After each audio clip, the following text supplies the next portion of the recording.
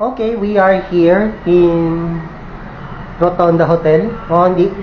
May nakapagsabi sa akin na mura dito. 200 pesos ang check-in dito. Ayan. So, hindi naman gaano marumi, but worth it naman para sa mga gusto magpa-post. At dito rin ako nag-check-in, sinubukan ko lang. At dito po sa lugar na to,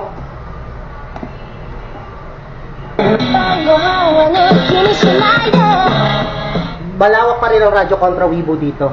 Dito naman sa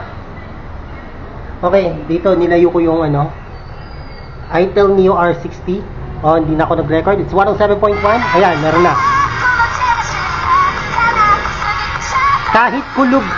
Kahit kulog dito, naabot pa rin kasi malapit yung transmitter dito sa Welcome Rotonda kasi malapit lang po yung transmitter nila dito. Pero yung studio nila talaga sa Pasay. So, I think kung gusto yung isama yung jowa nyo dito, pumunta kayo sa Welcome Rotonda Hotel. Sabi daw sinusurot daw yung mga dito. Hindi naman sinusurot dito. Malinis naman dito. Ayan. Akala nyo lang sinusurot. Ayan. Ayan. At syempre, dito, malapit sa view na to, kita mo yung Top Avenue.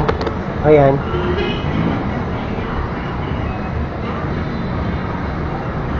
Papuntang Baclaran na po yan. At ito yung doon sa MOA.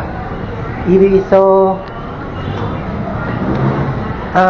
dito po ay kahit mura, worth it naman, no?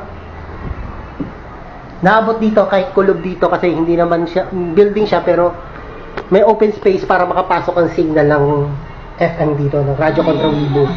Kahit sa ibang radio station.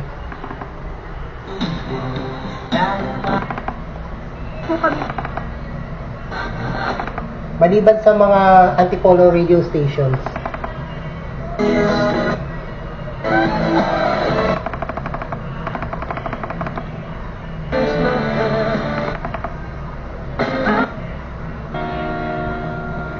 Ayan, abot-abot dito.